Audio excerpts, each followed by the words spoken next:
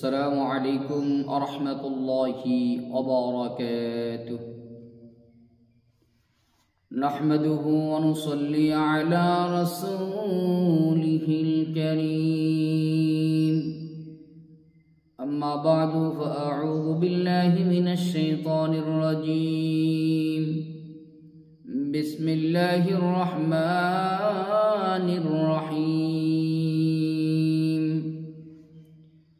فاذكروني أذكركم واشكروا لي ولا تكفرون. صدق الله المولانا العظيم. সম্মানিত দিনী ভাই ও বোনেরা, আপনারা সকলেই কেমন আছেন? আশা করি আল্লাহ সুবহানাহু ওয়া তাআলার রহমতে সকলেই ভালো আছেন। আমিও আল্লাহ সুবহানাহু ওয়া তাআলার রহমতে খুবই ভালো আছি, আলহামদুলিল্লাহ। সম্মানিত দিনী ভাই ও বোনেরা, আজকে আপনাদের মাঝে একটি গুরুত্বপূর্ণ বিষয় নিয়ে আসলাম, অত্যাধিক গুরুত্বপূর্ণ একটি বিষয়। বিষয়টি হইতেছে দৃষ্টিশক্তি। আমাদের চোখের যে দৃষ্টিশক্তি আছে, যত দিন যাইতেছে দেখা যায় মানুষের দৃষ্টিশক্তি তত কমতেছে। স্বাভাবিকভাবে বয়স হলে দৃষ্টিশক্তি কিছুটা কমবে, এটা স্বাভাবিক প্রাকৃতিক একটা বিষয়। কিন্তু অধিকাংশ দেখা যায় বাচ্চা বয়স, সেও চোখে কম দেখে, সেও চোখে ঠিকমতো দেখতেছে না, চোখে ঝাপসা দেখে, ইত্যাদি সমস্যা। বেশ কিছু কারণে এই সমস্যাগুলো হয়ে থাকে। এর মধ্যে অন্যতম একটি কারণ হইতেছে বর্তমান মানুষ সবচেয়ে বেশি মোবাইল ইউজ করে। এই মোবাইল ইউজ করার কারণে, অতিরিক্ত মোবাইল ব্যবহার করার কারণে চোখের এই সমস্যা হতে পারে। যে কোনো কারণেই হোক না কেন, এই দৃষ্টিশক্তি ভালো রাখার জন্য কোরআনে কিছু আমল, যে আমলগুলো বড় বড় আল্লাহ ওয়ালারা করেছিলেন এবং যে আমলগুলো বিভিন্ন কিতাবের ভিতরে এসেছে, এই আমলগুলো যদি আমি আপনি করি, আল্লাহ সুবহানাহু ওয়া তাআলা আমলের বরকতে আমার আপনার চোখের দৃষ্টিকে আল্লাহ ভালো রাখবে ইনশাআল্লাহ। তাহলে আসুন জেনে নেই কোন কোন আমল আমরা করতে পারি। মাওলানা মোহাম্মদ মাসুম বিল্লাহ, মুহাদ্দিস, জামিয়া মাহমুদিয়া ইসলামিয়া, দক্ষিণ কেরানীগঞ্জ, ঢাকা, হযরত একটি বই লিখেছেন। বইয়ের নাম হইতেছে আমলিয়াতে আকাবির। আমলিয়াতে আকাবিরের 38 নম্বর পৃষ্ঠায় বেশ কিছু আমল উনি লিখেছেন এবং আমলে কোরআনী কিতাবের মধ্যে আসছে, আমলিয়াতে কাশ্মীরি কিতাবের ভিতরে আসছে, অন্যান্য আরও কিতাবের ভিতরে এই আমলগুলো আসছে।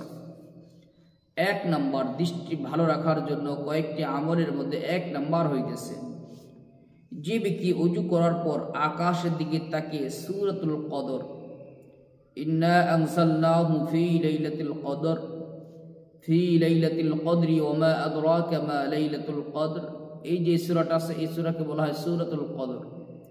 এই সূরাতুল কদর যে ব্যক্তি ওযু শেষ করে আকাশের দিকে তাকিয়ে পাঠ করবে, তো আল্লাহ তাআলা জাল্লা শানুহু তার চোখের দৃষ্টিকে ভালো করবেন ইনশাআল্লাহ। যদি চোখের পাওয়ার কমে থাকে, চোখের দৃষ্টি যদি কমে যায়, তো আল্লাহ তাআলা চোখের দৃষ্টিকে বাড়িয়ে দিবেন ইনশাআল্লাহ। 2 নম্বর, কারো দৃষ্টি কমে গেলে সেজন্য আশ-শাকুরু হাতের এই আঙ্গুলের মধ্যে, মাথায় আশ-শাকুরু হাতের আঙ্গুলে লেখে, বাম হাতের আঙ্গুলে লেখে অথবা বৃদ্ধাঙ্গুলে লেখে, এইভাবে চোখটাকে মোচন করবে আশ-শাকুরু। এতেও আল্লাহ তাআলা চোখের সমস্যা আল্লাহ তাআলা সমাধান করে দেন। চোখের মধ্যে যত প্রকারের রোগ আছে, আল্লাহ তাআলা এই রোগ থেকে তাকে মুক্তি দান করেন। 3 নম্বর, 5 ওয়াক্ত নামাজের পর 3 বার এই আয়াতটি পাঠ করে আঙ্গুলের উপরে ফু দিয়ে ওই আঙ্গুল দ্বারা চোখটাকে মোচন করা। আয়াতে কারিমাটি হইতেছে, فكشفنا عنك غطاءك فبصرك اليوم الحديد। আবার বলতেছি আয়াতে কারিমাটি, فكشفنا عنك غطاءك فبصرك اليوم حديد। আয়াতে কারিমাটি হইতেছে সূরাতুল কফের আয়াত নাম্বার 22। এই আয়াতে কারিমাটি 3 বার পাঠ করে যে কোনো আঙ্গুলে ফু দিয়ে ওই আঙ্গুল দ্বারা চোখটাকে মোচন করবেন। আয়াতে কারিমাটি আবার বলতেছি, যারা পারেন না আস্তে আস্তে শুনে শুনে মুখস্থ করবেন। فكشفنا عنك غطاءك فبصرك اليوم حديد। এরপর 4 নম্বর 5 ওয়াক্ত নামাজের পর 11 বার পাঠ করা ইয়া নূর। এরপর শাহাদাত আঙ্গুলের মধ্যে ফু দিয়ে চোখের উপরে ঘোরাবে এবং শুরুতে ও শেষে 3 বার দুরূদ শরীফ পাঠ করবে। 5 নম্বর চোখের সব ধরনের রোগ ভালো হওয়ার জন্য প্রতিদিন দুরূদ শরীফ পাঠ করিয়া আঙ্গুলের উপরে দম করে চোখের উপরে মুছবে। 7 বার সূরাতুল ফাতিহা পাঠ করে পানির উপরে ফু দিয়ে সে পানি পান করবে। ইনশাআল্লাহ চোখের যত প্রকারের সমস্যা আছে আল্লাহ তাআলা সমাধান করবেন। সম্মানিত বন্ধুগণ, আজকে বেশ কিছু আপনাদের কাছে আমলের কথা বললাম।